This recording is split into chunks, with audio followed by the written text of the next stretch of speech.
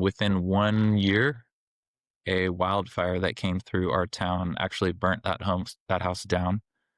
The insurance policy was up to date, and one of the policies was our personal property policy, which we chose to, rather than immediately reinvest back in our primary home, we wanted to invest that money completely separately and just make sure that it at least grew. I would hate for that policy or that amount of money to decrease in size. So I became very diligent about how to take care of that money. I read quite a few books. There's some pretty well-known staple literature, regarding real estate that I went over, and ultimately I chose to buy an as-is home. Welcome to the Real Estate Pros Show, where we interview real estate investing professionals from coast to coast, as well as the service providers that serve the real estate investing industry.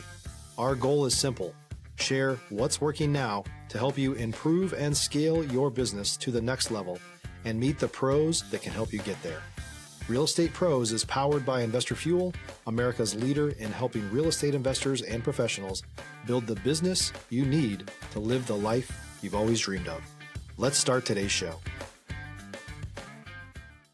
Property insurance for real estate investors doesn't have to be difficult, but it does need to be there to protect you when you need it. MyInvestorInsurance.com not only provides insurance at 15 to 30% cheaper than traditional agencies, it's built specifically for real estate investors like you. You can set up an account in about 2 minutes, get quotes on properties, turn on and turn off insurance for your fix and flip or rental properties in around 2 minutes without having to talk to anyone directly, all through our portal. There's no better way or faster way to make sure you've got the coverage you need to protect you, and no more lengthy policies either.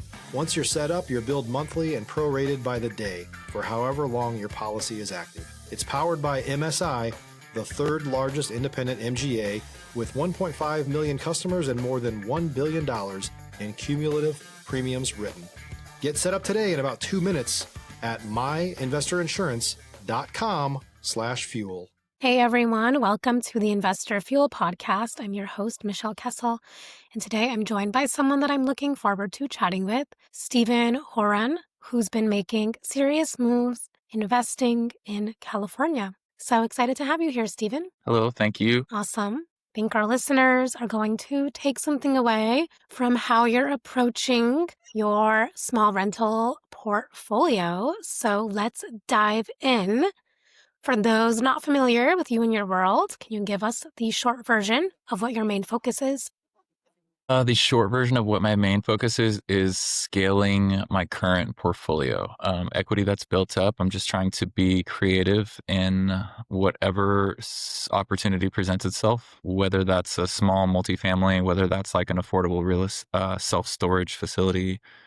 I do numbers on like quite a few different asset classes just to make sure that I'm open to something that comes across the table. Also, whatever type of creative financing can get me, ownership of that property is really my focus. I hope that answers your question. Sure. And how long have you been a real estate investor? 17 is when I bought my first rental property. I would say what really got me in the door is purchasing my primary home in 2012. Yeah, what got you started on this? You just mentioned the primary home, but then, what kind of took you to that next phase of this journey? I would say my story is like a little irregular than many others. I think everybody has a unique story, but mine would be after purchasing that primary home. We lived there a few years. We realized when we had our first child that it was like of lesser quality to stay. Just lots of homeless people around the house. We chose to sell the house and buy something in the country. That move, within 1 year, a wildfire that came through our town actually burnt that house down. The insurance policy was up to date, and one of the policies was our personal property policy, which we chose to, rather than immediately reinvest back in our primary home, we wanted to invest that money completely separately and just make sure that it at least grew. I would hate for that policy or that amount of money to decrease in size. So I became very diligent about how to take care of that money. I read quite a few books. There's some pretty well-known staple literature, regarding real estate that I went over. And ultimately, I chose to buy an as-is home. Stop living on an island and join the #1 mastermind in America for professional real estate investors. Investor Fuel is a community of hundreds of the nation's top investors working together to build stronger businesses and better lives. In addition to the amazing community of real estate investors acting as a board of advisors for one another, Investor Fuel members have access to 100% funding on purchase and repairs for our members only, a health insurance program, and benefits and discounts that more than pays for the membership of most of our members, meaning it's actually costing you money to not be a member of Investor Fuel. If you're looking to scale your business and build a business that allows you to live the life of your dreams, please visit investorfuel.com today and book a call with our team. It was a 3-bedroom, 2-bath, with mostly the personal property money, but also I took a loan on my retirement in order to acquire the property. I did a couple different other kinds of loans in order to renovate the property. The insurance policy, the personal property amount, is what I purchased that home with mostly. I did pulled a loan on my retirement in order to acquire the property, and then a couple different loans in order to renovate it. That house is worth a few times more than what I originally purchased it for. And that move is what I was able to then pull equity, then put a down payment on a conventional loan for one of the cheaper homes in the area. That house also appreciated significantly and gave rents increased several times, to the point that I have a good significant amount of equity in that one. I was able to purchase a couple other homes, partner on one flip, partner on another flip, which was acquired and is subject to financing. I was able to buy a owner finance home, which was my most recent real estate transaction that I've done. I was able to build an ADU on that property, and then I rent that out now, and that's probably my most favorite deal that I've done. But anyways, I hope that answers your question of how I got started and how I got it going. I think it gives a good background. So, what are some of the main keys that have allowed you to continue to grow your business and continue to have it run smoothly? The main keys is, real estate in itself is, when I lean on things that will likely be there, is that rent growth is there, appreciation seems to be there. Write-offs on expenses that happen on the property will be there. There's just so many benefits. But specifically what I have been able to do with it is probably just keeping an open mind regarding financing. Like if a deal comes through and there's some way that I can handle it, if it's subject to, if I can put a minimal down payment, but somebody can hold the note. Those are all things that I think specifically I am open to, and that ability has really opened doors. Separate from that, I don't know, being ambitious. I think there's a mental state that's like very necessary in order to continue to grow. I'm trying to keep that as a high priority at the moment. I think that can easily be a fault, and time can pass, and you can become a little sleepy if you're okay with how things are. But there's a fine line between ambition and being content. I think that answers that. Yeah, absolutely. Awesome. What are you most focused on solving or scaling next in your business? There's been so many theories that I've gone over lately. I was able to go to this Bigger Pockets conference last week, and before I left, ultimately, like, the sky's the world, and I would take any direction from any, very successful person. But there was one thing I took home that created like a sense of content. If there was discontent, it would be because like I wish that I could have scaled faster in the last several years. But there was a theory like mentioned by several different really well, successful people that like keep hitting doubles. If you can know where I'm going with that, you don't need to hit a home run every time, but if you keep hitting doubles, you find, a smaller property here, a smaller property there. Maybe in 5 years is when that property will really speak to you, at the moment that you were able to do a great turnover on that property and then scale whatever it is, the rents or the appreciation that you were able to recoup from it. But if you keep hitting doubles, you'll likely end up exactly where you want to be. that was like a great take home to me for what I wanted to do moving forward. If you're looking for consistent, high-quality leads, look no further than Investor Machine. Investor Machine isn't just another agency, it's the most sophisticated, data-driven lead generation company on the planet for real estate investors, and serves the role of being not just a lead generator for your business, but a marketing partner that is helping you achieve your goals along the way. Go to investormachine.com to learn more and schedule a call with our team today.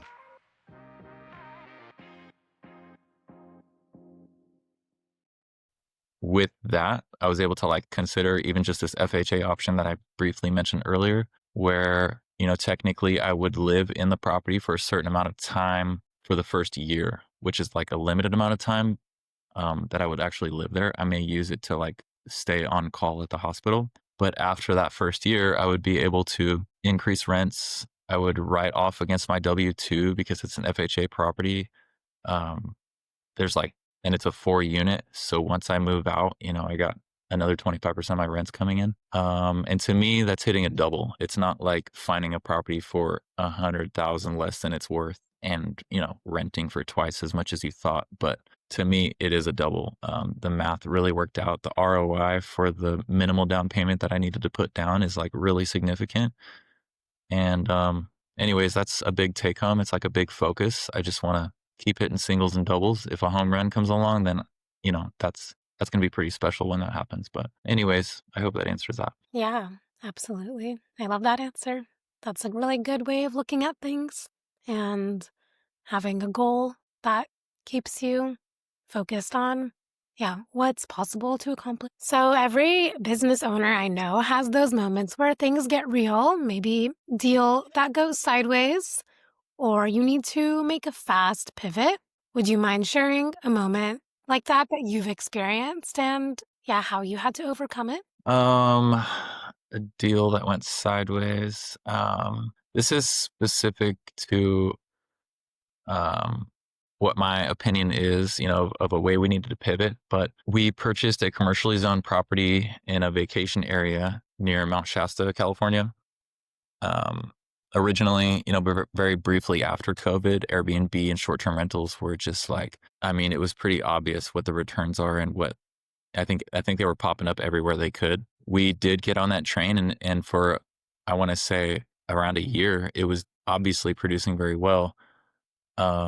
Property management for that type of rental is like 22% for the area. So we chose to take it on ourselves, where we met a very interesting group of tenants throughout the year that it was very difficult because the conversations were always very difficult. There was like a lot of entitlement. There was a lot of like damage to the property. There was just straight up a lot to deal with. Like almost even a normal property management company would have had a difficult time, let alone us being, adventurous first timers. It was 3 different properties at the time. It's a 4-unit and we did 3 out of the 4. Anyways, we chose to pivot because occupancy fell a little bit. We were still dealing with a lot of these people. And as the prices fell because of occupancy, we were just trying to increase occupancy. So we decreased prices. And as we did that, we seemed to get even just like consistently poor tenants. And it became too close of not quite enough profit in order to stay STR. So we chose to pivot. We kept the furniture there, but a lot of people still wanted furniture for their long-term rentals. Anyways, that was a moment that we pivoted. We were okay. At the time we thought we were like breaking even on the property in general, which we were genuinely okay with because it was causing stress elsewhere had we continued to do the STR. There was a lot going on in our other part of our life at the moment. We're both W-2 full-time nurses. Just recently have we both been able to go fairly part-time. But at the time it was, stressful and needing to pivot. Luckily we could, right? Because it's some kind of property that we could. And I don't know, that's probably a decent example of needing to pivot. And it may not have been a lot of trouble. It's not like, there's been other situations where we actually bought the single family house just south of it. And we tried to flip it with a partner, which we did ultimately, but we broke even on the sale because a lot of things happen. If you're a new or newer real estate investor looking to launch or grow your real estate investing business, please check out Investor Fuel Club. It's a coaching community, but unlike anything you've ever seen before. And you can actually partner with members of our mastermind from coast to coast on deals right in your market.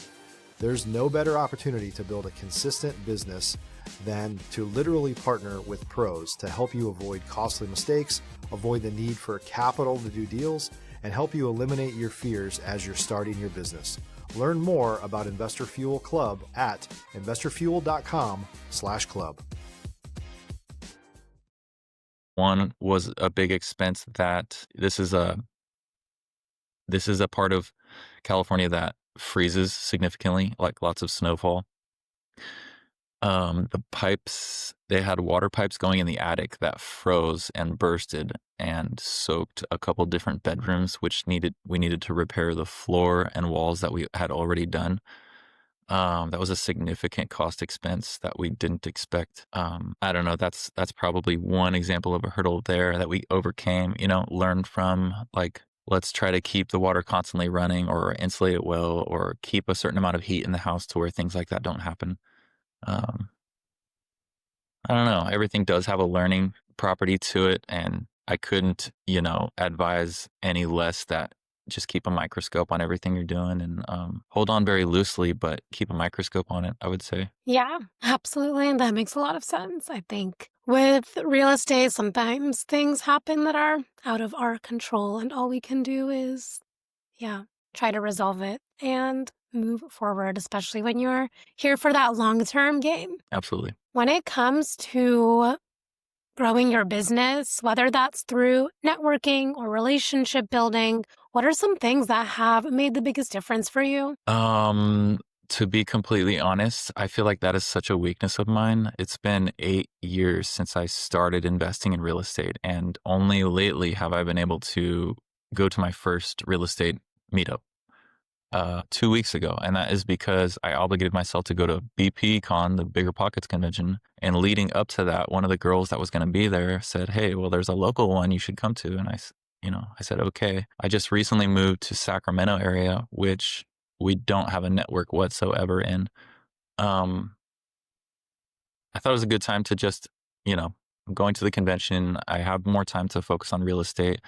Let's take this very seriously. And in that way, I've been able to network quite a bit. I surprise myself. I do consider myself introverted, but when it comes to topics that I'm genuinely fired up about, it doesn't really matter if I'm introverted. I'm realizing I went to the convention just like so interested, so fired up. And because of that, I think I traded like 10 contacts a day, just whoever it was. I could just tell that there was something great about that other person, and I tried to figure out what it was. And I don't know, that's like genuinely, it fills my cup a little bit.